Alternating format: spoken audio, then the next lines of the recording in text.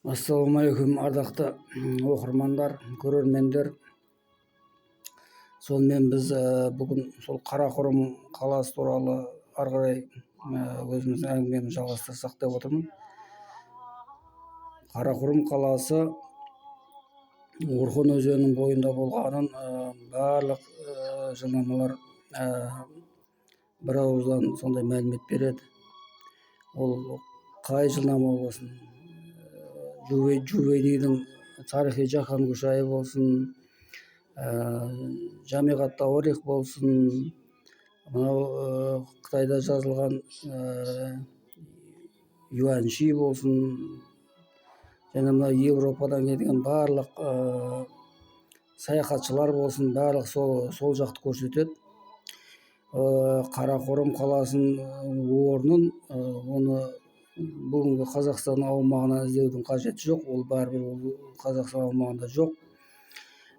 Біз оны Қарақұрымды Қазақстан аумағынан іздеп, оны мына жерде екен, ана жерде екен, Бұқтырма өзенінің астында екен, су қоймасының астында қалып кетті деп айтып жүргенде, ар жақта Қарақұрымның өзін жылма жыл археологтар қазып зерттеп жатыр.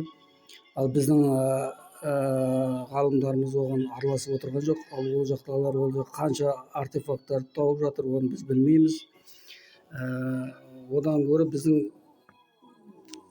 ғалымдарымыз, археологтар сол Қарақұрымның қазба жұмысына қатысып, сол жердегі барлық табылған заттай айғақтардың бәрін жинастырып, соны әлдеқайда ғылыми іске асырған, сол әлдеқайда дұрыс болады деп ойлаймын мен.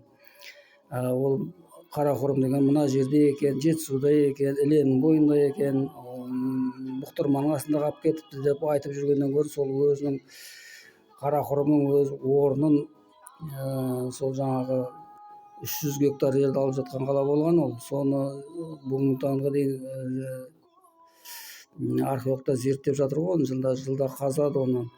Сол жерге қазуға араласып біздің ғалымдар, археологтар бар. Сол жерде куә болу керек. Сол жердегі жазылған артефакттарды, айғақ заттардың бәріне өз көздерімен көріп, соны ғылыми түрде дәлелдеуге тырысу керек деп ойлаймын мен. Ол қияли айтып, ана жерде екен, мына жерде екен деп айтып жатудың ешқандай қажеті жоқ. Сондықтан да Қарақұрым деген қала, жаңа айтып отырмыз ғой, бүкіл империяның астанасы болған, барлық қағандар сол қалада тұрған. Ол жерде жаңағы үлкен ғимараттар болған, хан сарайы Харшы деп аталған. Үгедейдің өзі жаңағы ханзадалардың әрқайсысына тапсырма берген, сол сарайда өздерінің жеке аттарына үлкен ғимараттар саласыңдар деп. Сол Шыңғыс тұқымынан шыққан ханзадалардың барлығы белгілі ханзадалар сол жерде өздерінің атынан сарайлар салдырған әрқайсысы. Сырттан келген елшілер болсын, мынау сый-сияпат жасап қағандарға келген шетелдіктер болсын, бәрі сол Қарақұрым қаласына баратын болған. Қарақұрымда қабылданатын. Ол туралы барлық жылнамаларда бар. Әсіресе мынау француздардың королі 9 Людовиктің елшісі болған, жаңағы Рубрук деген, елгелімді Рубрук. Сол Рубрукты жаңағы 1253 жылы король жаңағы мына Батыханның Сартақ деген баласына жібереді. Сол Сартаққа барған кезде ол Батыханның баласы Сартақ айтады: мен ол мәселені шеше алмаймын, әкем Батыханға барыңыз деп Батыханға жолдайды. Ол Батыханның сарайына келеді. Ол Еділдің бойында болған Батыханның ордасы ол кезде. Содан кейін Батыханның ордасына келгесін Батыхан айтады: мен де бұл мәселені шешпеймін, ұлы қаған бар, ұлы қаған Мөңке қаған, сол Мөңке қағанға барасың Қарақұрымға деп сол жаққа жөн сілтейді. Сонда ол Рубрук сол 53 жылдың күзіне қарай сол осы күнгі Қазақстан аумағын жүріп өтіп, сол Қарақұрымға 53 жылдың соңында жеткен. Сөйтіп Қарақұрым қаласына барып Мөңке Қағанның қабылдауында болған. Содан 1254 жылы жазға дейін сол жақта болып, жаздың ортасында ол кері қарай қайтады. Робрук. Сол Робруктың жазған мәліметтері бар.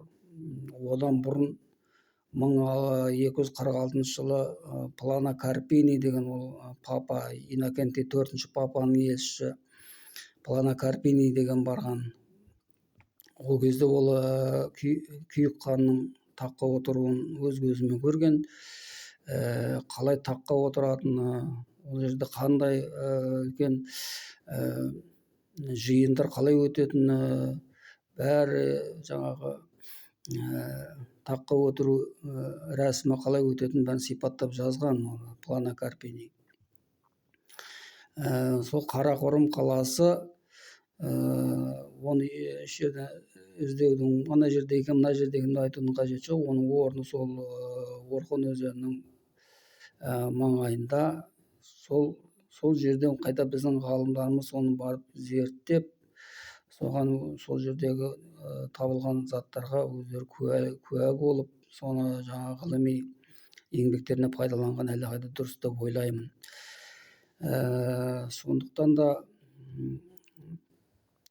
Қарақұрым қаласы, ол жаңа айттық қой, империяның астанасы болған деп. Ол соңғы Мөңке Қағанның соңына дейін ол өте үлкен қала болып тұрды.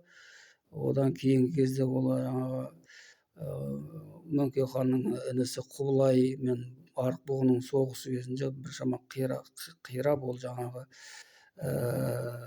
өзінің бұрынғы ажарынан айырылып қалған. Бұл енді сол бір ғасырға жетпейтін уақыттың ішінде болған нәрсе ғой бұл. Сонымен Қарақұрым қаласы ұлы қала деген мағына береді түркі тілінде. Ол сол замандағы Түрік-Моңғол империясының орталық қаласы болған.